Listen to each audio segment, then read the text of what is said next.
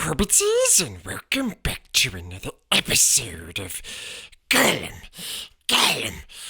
Reads. And today we are continuing a series where we read Harry Potter and the Sorcerer's Stone. Today we are reading Chapter 3, Letters from No One. Let's get into the story, shall we?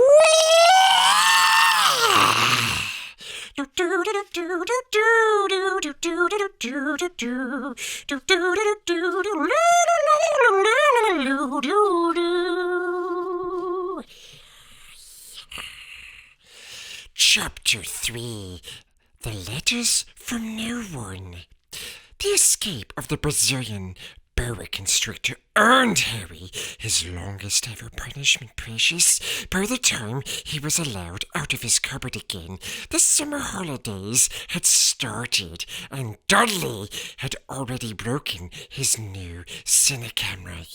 Yes, crashed his remote control airplane, and first time on his racing bike, knocked down old Mrs. Fig as she crossed Pivot Drive on her crutches. Harry was glad school was over, yes, but there was no escaping Dudley's gang, who visited the house every single day. Piers, Dennis, Malcolm, and Gordon were all big and stupid. But as Dudley was the biggest and stupidest of the lot, he was the leader, of course. The rest of them were all quite happy to join in Dudley's favourite sport, Harry hunting. This was why Harry spent as much time as possible out of the house, wandering around and thinking about the end of the holidays, where he could see a tiny ray of hope. When September came, he would be going off to secondary school, and for the first time in his life, he wouldn't be with Dudley. Dudley had a place at Uncle Vernon's old school, Smeltings. Pierre Pocus was going there too. Harry, on the other hand, was going to Stonewall High, the local comprehensive. Dudley thought this was very funny, Precious, yes. They stuffed people's heads down the toilet. First day at Stonewall, he told Harry. Want to come upstairs and practice? No thanks, said Harry. The poor toilets never had anything as horrible as your head down it. It might be sick. Then he ran before Dudley could work out what he said. One day in July, Aunt Petunia took Dudley to London to buy his Smeltings uniform, leaving Harry at Mrs. Fig's. Mrs. Fig wasn't as bad as usual. No, she wasn't, Precious. It turned out she'd broken her leg tripping over one of her cuts, and she didn't seem quite as fond of them as before. She let Harry watch television and gave him a bit of chocolate cake that tasted as though she had it for several years. That evening, Dudley paraded around the living room for the family in his brand new uniform. Ugly! Smeltings boys wore maroon tailcoats, orange knickerbockers, and flat straw hats called boaters. They also carried knobbly sticks, used for hitting each other while teachers weren't looking. Yes, this was supposed to be good training for later life. As he looked at Dudley in his new knickerbockers. What is a knickerbocker, Precious? Ugh. Uncle Vernon said gruffly that it was the proudest moment of his life. Aunt Petunia burst into tears and said she couldn't believe it was her Ickle Dudleykins. He looked so handsome and grown up. Harry didn't trust himself to speak. He thought 2 of his ribs might already have cracked from trying not to laugh. There was a horrible smell in the kitchen. Next morning, when Harry went in for breakfast, it seemed to be coming from a large metal tub in the sink. He went to have a look. The tub was full of what looked like dirty rags swimming in grey water. "What's this?" he asked Aunt Petunia. Her lips tightened, as they always did if he dared to ask a question. "Your new school uniform," she said. Harry looked in the bowl again. "Oh," he said, "I didn't realize I had to be so wet." "Don't be stupid," snapped Aunt Petunia. "I'm dyeing some of Dudley's old things grey for you. It'll look just like everyone else's when I've finished." Harry seriously doubted this, but thought it best not to argue precious. He sat down at the table and tried not to think about how he was going to look on his first day at Stonewall High. Like he was wearing bits of old elephant skin, probably. Dudley and Uncle Vernon came in. Yes, both with wrinkled noses because of the smell from Harry's new uniform. Uncle Vernon opened his newspaper as usual, and Dudley banged his smelting stick, which he carried everywhere, precious, on the table. They heard the click of the letterbox and flop of letters on the doormat. "Get the post, Dudley," said Uncle Vernon from behind his paper. "Make Harry get it." "Get the post, Harry." "Make Dudley get it." "Poke him with your smelting stick, Dudley." Harry dodged the smelting stick and went to get the post. 3 things lay on the doormat. A postcard from Uncle Vernon's sister, Marge, who was holidaying on the Isle of Wight. A brown envelope that looked like a bill, and a letter for Harry? Harry picked it up and stared at it, his heart twanging like a giant elastic band. No one ever in his whole life had written to him. Who would, precious? He had no friends, no other relatives. He didn't belong to the library, so he never even got rude notes asking for books back. Yes, yet here it was, a letter addressed so plainly there could be no mistake. Mr. H. Porter, the cupboard under the stairsies, 4 Privet Drive, Little Whinging, Surrey. The envelope was thick and heavy, made of yellowish parchment, and the address was written in emerald green ink. There was no stamp. Turning the envelope over, his hand trembling, Harry saw a purple wax seal bearing a coat of arms, a lion, an eagle, a badger, and a snake surrounding a large letter H. "Hurry up, boy!" shouted Uncle Vernon from the kitchen. "What are you doing? Checking for letter bombs?" He chuckled at his own joke. Harry went back to the kitchen. Yes, still staring at his letter. He handed Uncle Vernon the bill and the postcard, sat down, and slowly began to open the yellow envelope. Uncle Vernon ripped open the bill, snorted in disgust, and flipped over the postcard. "Marge is ill," he informed Aunt Petunia. "Ate a funny whelk." "Dad!" said Dudley suddenly. "Dad! Harry's got something!" Harry was on the point of unfolding his letter, which was written on the same heavy parchment as the envelope, when it was jerked sharply out of his hand by Uncle Vernon. "That's mine! My own! My precious!" said Harry, trying to snatch it back. "Who'd be writing to you?" sneered Uncle Vernon, shaking the letter open with one hand and glancing at it. His face went from red to green faster than a set of traffic lights. And it didn't stop there. Within seconds, it was the greyish white of old porridge. "Petunia!" he gasped.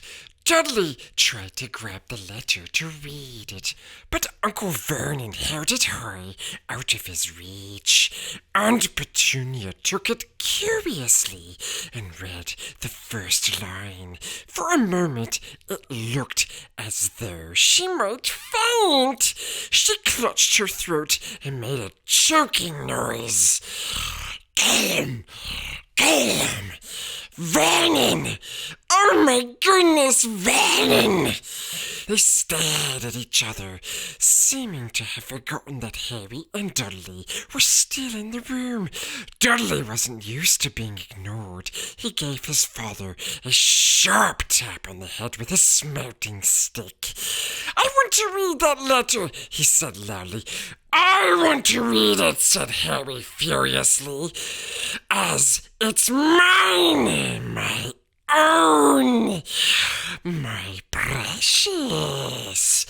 "Get out, both of you," croaked Uncle Vernon, stuffing the letter back inside its envelope. Harry didn't move. "I want my letter!"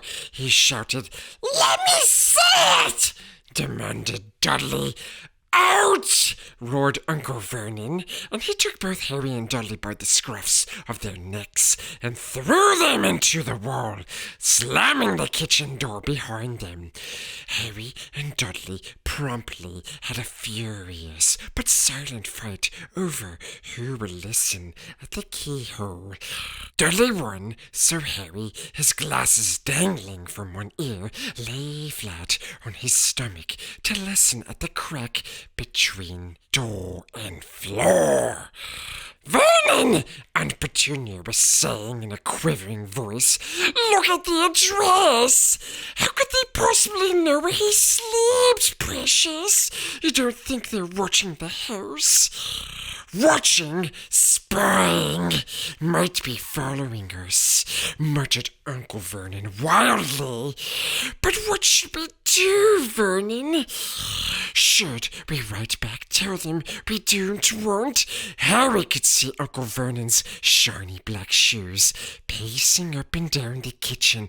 "No," he said finally. "No, we'll ignore it, and if they don't get an answer, yes, that's best. We won't do anything. But I'm not having one in the house, Petunia. Didn't we swear when we took him in we'd stamp out this dangerous nonsense?" That evening, when he got back from work, Uncle Vernon did something he'd never done before. He visited Harry in his cupboard. "Where's my letter?" said Harry, the moment Uncle Vernon had squeezed through the door. "Who's writing to me?" "No one. It was addressed to you by mistake," said Uncle Vernon shortly. "I have burned it." "It was not a mistake," said Harry angrily. "It had my cupboard on it." "Silence!" yelled Uncle Vernon, and a couple of spiders fell from the ceiling, precious. He took a few deep breaths and then forced his face into a smilesy, which looked quite painful. "Yes, Harry, about this cupboard. Your aunt and I have been thinking. You're really getting a bit big for it. We think it might be nice if you moved into Dudley's second bedroom." "Why?" asked Harry. "Don't ask questions," snapped his uncle. "Take this stuff upstairs now." The Dursleys' house had 4 bedrooms, one for Uncle Vernon and Aunt Petunia, one for visitors, usually Uncle Vernon's sister, Marge, one where Dudley slept, and one where Dudley kept all the toys and things that wouldn't fit into his first bedroom. It only took Harry one trip upstairs to move everything he owned from the cupboard to this room. He sat down on the bed and stared around him. Nearly everything in here was broken. The month-old cinecamera was lying on top of a small working tank Dudley had once driven over the next door's dog. In the corner was Dudley's first ever television set, which he put his foot through when his favorite program had been cancelled. There was a large bird cage, which had once held a parrot that Dudley had swapped at school for a real air rifle, which was up on a shelf with the end all bent because Dudley had sat on it. Yes, precious. Other shelves were full of books. They were the only things in the room that looked as though they'd never been touched. From downstairs came the sound of Dudley bawling at his mother. "I don't want him in there. I need that room. Make him get out." Harry sighed and stretched out on the bed. Yesterday, he'd have given anything to be up here. Today, he'd rather be in his cupboard with the letter than up here without it. Next morning at breakfast, everyone was rather quiet. Dudley was in shock. He'd screamed, whacked his father with the smelting stick, been sick on purpose, kicked his mother, and thrown his tortoise through the greenhouse roof, and he still didn't have his room back. Harry was thinking about this time yesterday, and bitterly wishing he'd opened the letter in the hall. Uncle Vernon and Aunt Petunia kept looking at each other darkly. When the post arrived, Uncle Vernon, who seemed to be trying to be nice to Harry, made Dudley go and get it. They heard him banging things with his smelting stick all the way down the hall. Then he shouted, "There's another one!" Mr. H. Potter, the smallest bedroom, 4 Privet Drive. With a strangled cry, Uncle Vernon leapt from his seat and ran down the hall. Harry right behind him. Uncle Vernon had to wrestle Dudley to the ground to get the letter from him, which was made difficult by the fact that Harry had grabbed Uncle Vernon around the neck from behind. After a minute of confused fighting, in which everyone got hit a lot by the smelting stick, Uncle Vernon straightened up, gasping for breath, with Harry's letter clutched in his hand. "Go to your cupboard! I mean, your bedroom!" he raised at Harry. "Dudley, go! Just go!" Harry walked round and round his new room. Someone knew he had moved out of his cupboard, and they seemed to know he hadn't received his first letter. Surely that meant they'd try again, precious, and this time he'd make sure they didn't fail. He had a plan. The repaired alarm clock rang at 6 o'clock the next morning. Harry turned it off quickly and dressed silently. He mustn't wake the Dursleys. He stole downstairs without turning on any of the lights. He was going to wait for the postman on the corner of Privet Drive and get the letters for number 4 first. His heart hammered as he crept across the dark hall towards the front door. Harry leapt into the air. He'd trodden on something big and squashy on the doormat, something alive. Lights clicked on upstairs, and to his horror, Harry realized that the big squashy something had been his uncle's face.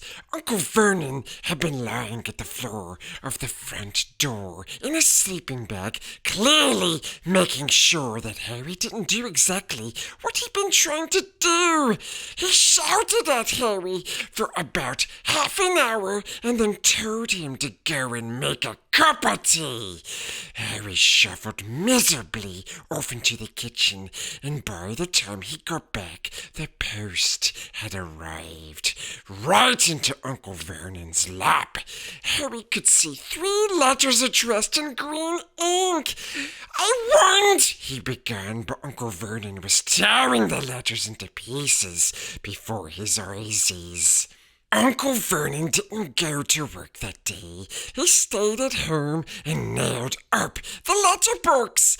"See," he explained to Aunt Petunia through a mouthful of nails, "if they can't deliver them, they'll just give up." "I'm not sure that'll work, Vernon." "Oh, these people's minds work in strange ways, Petunia. They're not like you and me," said Uncle Vernon, trying to knock in a nail with the piece of fruitcake Aunt Petunia had just brought him. On Friday, no fewer than 12 letters arrived for Harry. As they couldn't go through the letterbox, they had been pushed under the door, slotted through the sides, and a few even forced through the small window in the downstairs toilet. Uncle Vernon stayed at home again. After burning all the letters, he got out a hammer and nails and boarded up the cracks around the front and back doors so no one could go out. He hummed "Tiptoe Through the Tulips" as he worked and jumped at small noises. On Saturday, things began to get out of hand. 24 letters to Harry found their way into the house, rolled up and hidden inside each of the 24 eggs that their very confused milkman had handed Aunt Petunia through the living room window, while Uncle Vernon made furious telephone calls to the post office and the dairy, trying to find someone to complain to. Aunt Petunia shredded letters in her food mixer. "Who on earth wants to talk to you this badly?" Dudley asked Harry in amazement. On Sunday morning, Uncle Vernon sat down at the breakfast table, looking tired and rather ill, but happy, precious, yes. "No post on Sundays," he reminded them happily as he spread marmalade on his newspapers. "No damn letters today!" Something came whizzing down the kitchen chimney as he spoke and caught him sharply on the back of the head. Next moment, 30 or 40 letters came pelting out of the fireplace like bullets. The Dursleys ducked, but Harry leapt into the air, trying to catch one. "Out! Out!" Uncle Vernon seized Harry around the waist and threw him into the hall. When Aunt Petunia and Dudley had run out with their arms over their faces, Uncle Vernon slammed the door shut. They could hear the letters still streaming into the room, bouncing off the walls and floor. "That does it," said Uncle Vernon, trying to speak calmly and pulling great tufts out of his mustache at the same time. "I want you all back here in 5 minutes, ready to leave. We're going away. Just pack some clothes. No arguments." He looked so dangerous, with half his mustache missing, that no one dared argue. 10 minutes later, they had wrenched their way through the boarded-up doors and were in the car, speeding towards the motorway. Dudley was sniffling in the back seat. His father had hit him around the head for holding them up while he tried to pack his television, video, and computer in his sports bag. They drove and they drove, even Aunt Petunia didn't dare ask where they were going. Every now and then, Uncle Vernon would take a sharp turning and drive in the opposite direction for a while. "Shake him off! Shake him off!" he would mutter whenever he did this. They didn't stop to eat or drink all day, Precious.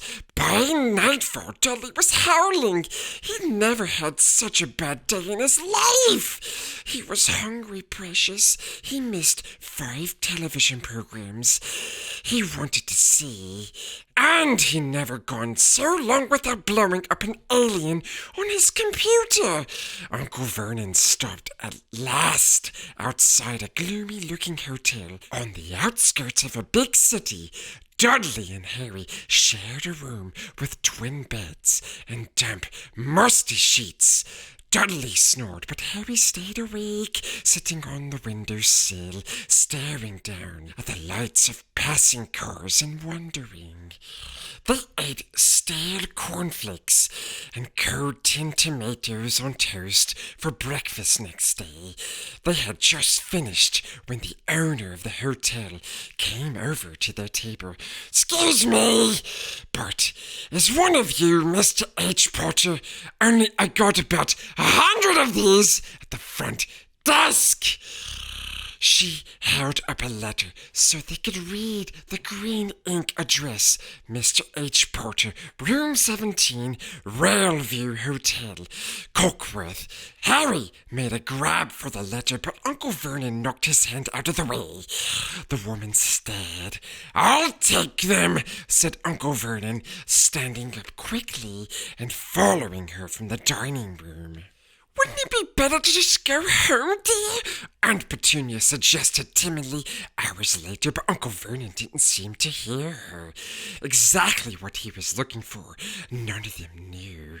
Yes, he drove them into the middle of the forest, got out, looked around, shook his head, got back in the car, and off they went again. The same thing happened in the middle of a plowed field, halfway across a suspension bridge, and at the top of a multi-story car park. "Daddy's gone mad, hasn't he?" Dudley asked Aunt Petunia, dully late that afternoon. Uncle Vernon had parked at the coast, locked them all inside the car, and disappeared. It started to rain. Great drops beat on the roof of the car. Dudley snivered. "It's Monday," he told his mother. "The Great Humberto Zone tonight. I want to stay somewhere with a television." Monday! This reminded Harry of something.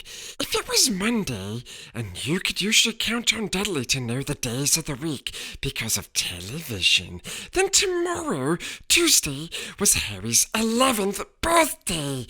Of course, his birthdays were never exactly fun. Yes, last year the Dursleys had given him a coat hanger and a pair of Uncle Vernon's old socks. Still, you weren't 11 every day. Uncle Vernon was back, and he was smiling. Yes. He was also carrying a long, thin package and didn't answer Aunt Petunia when she asked what he bought. "Found the perfect place," he said. "Come on, everyone out!" It was very cold outside the car. Uncle Vernon was pointing at what looked like a large rock way out to sea. Perched on top of the rock was the most miserable little shack you could imagine. One thing was certain, there was no television in there. "Storm forecast for tonight," said Uncle Vernon gleefully, clapping his hands together. "And this gentleman's kindly agreed to lend us his boat." A toothless old man came ambling up to them, pointing with a rather wicked grin at an old rowing boat bobbing in the iron-grey water below them. "I've already got us some rations," said Uncle Vernon, "so all aboard!" He was freezing in the boat. Icy sea spray and rain crept down their necks, and a chilly wind whipped their faces. After what seemed like hours, they reached the rock where Uncle Vernon, slipping and sliding, led the way to the broken-down house. The inside was horrible. It smelled strongly of seaweed. The wind whistled through the gaps in the wooden walls, and the fireplace was damp and empty. There was only 2 rooms. Uncle Vernon's rations turned out to be a pocket of crisps each and 4 bananas. He tried to start a fire, but the empty crisp packets just smoked and shriveled up. "Could do with some of those letters now, eh?" he said cheerfully. He was in a very good mood. Obviously, he thought nobody stood a chance of reaching them here in a storm to deliver post. Harry privately agreed, though the thought didn't cheer him up at all. As night fell, the promised storm blew up around them. Spray from the high waves splattered the walls of the hut, and a fierce wind rattled the filthy windows. Aunt Petunia found a few moldy blankets, yes, in the second room, and made up a bed for Dudley on the moth-eaten sofa. She and Uncle Vernon went off to the lumpy bed next door, and Harry was left to find the softest bit of floor he could and to curl up under the tiniest, most ragged blanket. The storm raged more and more ferociously as the night went on. Harry couldn't sleep. He shivered and turned over, trying to get comfortable, his stomach rumbling with hunger. Dudley's snores were drowned by the low rolls of thunder that started near midnight. The lighted dial of Dudley's watch, which was dangling over the edge of the sofa on his fat wrist, told Harry he'd be 11 in 10 minutes' time. He lay and watched his birthday tick nearer, wondering if the Dursleys would remember at all, wondering where the letter writer was now. 5 minutes to go. Harry heard something creak outside Precious. He hoped the roof wasn't going to fall in, although he might be warmer if it did. 4 minutes to go. Maybe the house on Privet Drive would be so full of letters when they got back that he'd be able to steal one somehow. 3 minutes to go.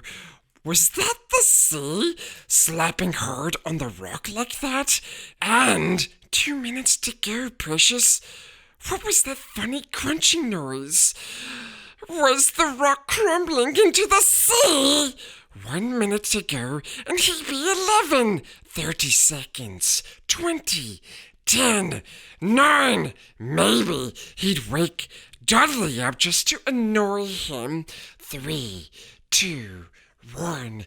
Boom!